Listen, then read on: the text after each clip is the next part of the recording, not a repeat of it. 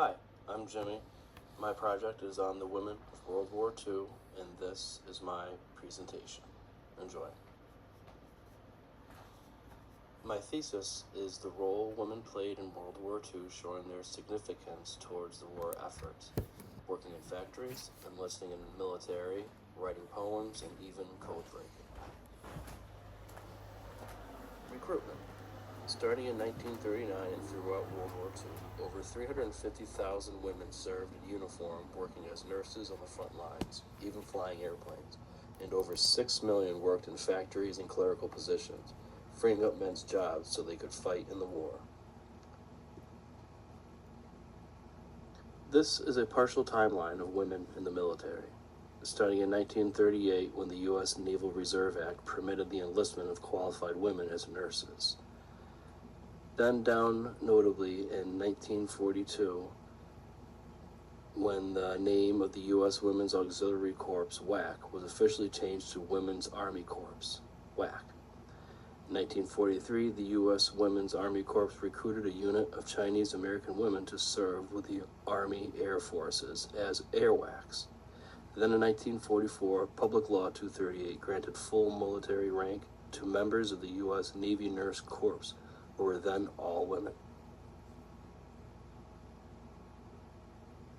Here we have the Sonnet Ballad by Gwendolyn Brooks. Oh, mother, mother, where is happiness? They took my lover's tallness off to war. Left me lamenting, now I cannot guess what I can use an empty heart cup for. He won't be coming back here anymore. Someday the war will end, but I knew when he went walking grandly out that door that my sweet love would have to be untrue, would have to be untrue, would have to court conquest death with impudent and strange, possessive,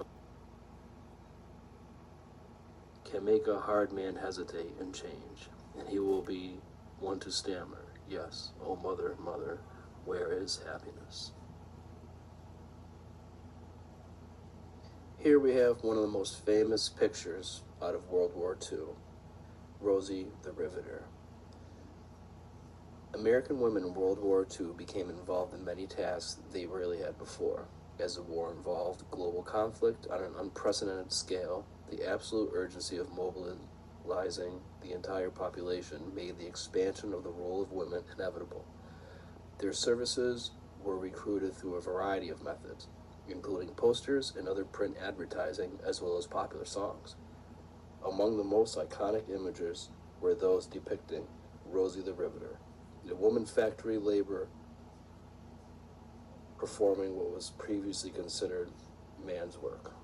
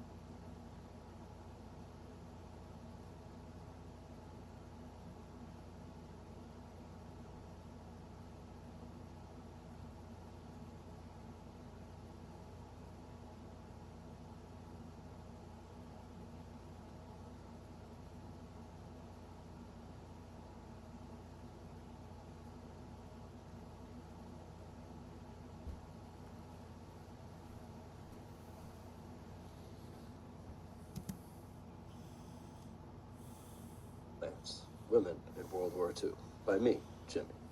No, I'm just kidding. I got this on nationalworldwar2museum.org. Women in uniform took office in clerical jobs in the armed forces in order to free men to fight.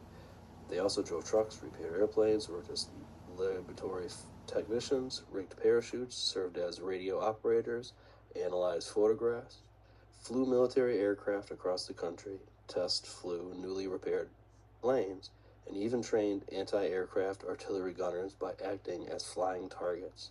It's 5 o'clock. Some women served near the front lines in the Army Nurse Corps, where 16 were killed as a result of direct enemy fire. 68 American servicewomen were captured as POWs in the Philippines. More than 1,600 nurses were decorated for bravery under fire and murderous service, and 565 WACs in the Pacific Theater won combat decorations. Nurses were in Normandy on D-Day +4.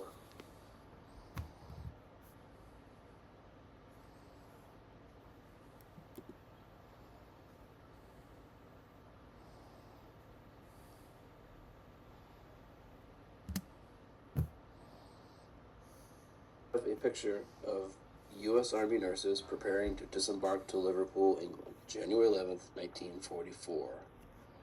More than 60,000 Army nurses, all military nurses, were women at the time, served stateside and overseas during World War II. Although most were kept far from combat, 67 were captured by the Japanese in the Philippines in 1942 and were held as POWs for over 2.5 years. Another, an Army flight nurse who had been aboard an aircraft that was shot down behind enemy lines in Germany in 1944, was held as a POW for 4 months.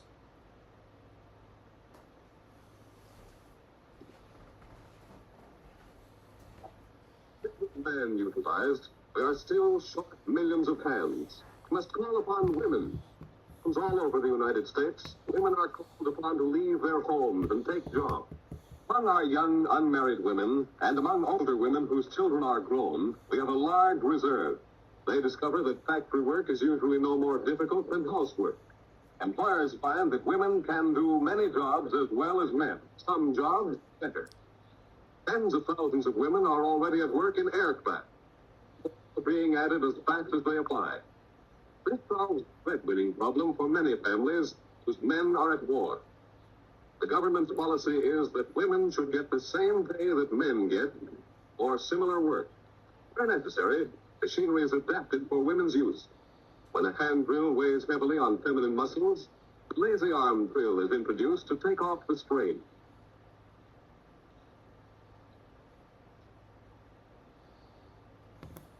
When married women with small children have to take jobs, everything possible will be done to provide day care for the children.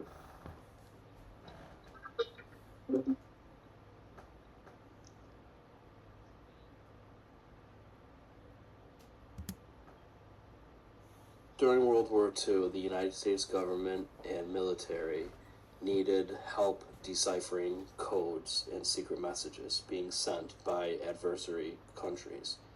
So they reached out through local Massachusetts women's colleges and universities for help. This is a book about that. Here is an excerpt of page 14 on chapter 1. These leaders knew that a failure on the scale of Pearl Harbor must not happen again. The country was fighting a global war against enemies who had been getting ready for years. Intelligence, the collection of information for military and political use, was more important than ever, yet extremely hard to come by. The Navy had a small, disorganized intelligence group. The Army had its own small operation. The United States had barely any spies abroad. The first-rate code-breaking operation was necessary if America had any hope of winning the war. And so, the secret letters began going out. Months before the attack on Pearl Harbor, the U.S. Navy realized that it was way behind other countries in gathering intelligence. So a handful of letters appeared in college mailboxes as early as November 1941. Ann White, a senior at Wellesley College in Massachusetts, received hers on a fall afternoon. She was invited to a private interview with Helen Dodson, a professor in Wesley's astronomy department. Anne, a German major, was worried she might have to take an astronomy course in order to graduate, but she found that Helen Dodson had only 2 questions for her. Did Anne White like crossword puzzles, and was she engaged to be married? This is a quote from the Kansas City Public Library's website, written on Friday, April 16, 2021, and it speaks of a woman who wrote the most famous poem of World War II, titled Conversion. Written by a secretary from Kansas City, Frances Angermeyer, she wrote it through the eyes of a soldier on the battlefield. It is not surprising that Angermeyer used war to illustrate her point, for she knew it well. She was 36 years old in 1943, when, during the throes of the Second World War, she experienced the restless June night that inspired Conversion. Troubled by news from the front, she lay awake praying for her stepbrother, Glenn Virtue, an Army corporal stationed in the South Pacific. Her thoughts drifted to others on the battlefield.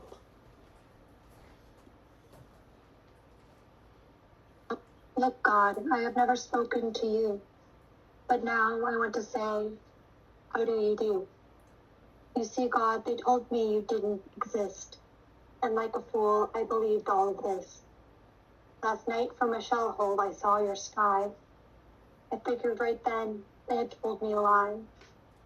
But I'd taken time to see the things you made. Just one and saw. I'd know they weren't calling a spade a spade. I wonder, God, if you'd shake my hand. Somehow, I feel that you will understand. Funny I had to come to this hellish place before I had the time to see your face. Well, I guess there isn't much more to say, but I'm sure glad, God, I met you today. I guess the 0 hour will soon be here, but I'm not afraid since I know you're near. The signal.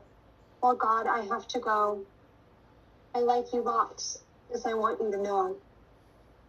Look now, this will be a horrible fight. Who knows, I may come to your house tonight. Though I wasn't friendly with you before, I wonder, God, if you'd wait at your door. Look, I'm crying, me, shedding tears. I wish I'd known you these many years. Well, I will have to go now, God, goodbye. Strange, since I met you, I'm not afraid to die.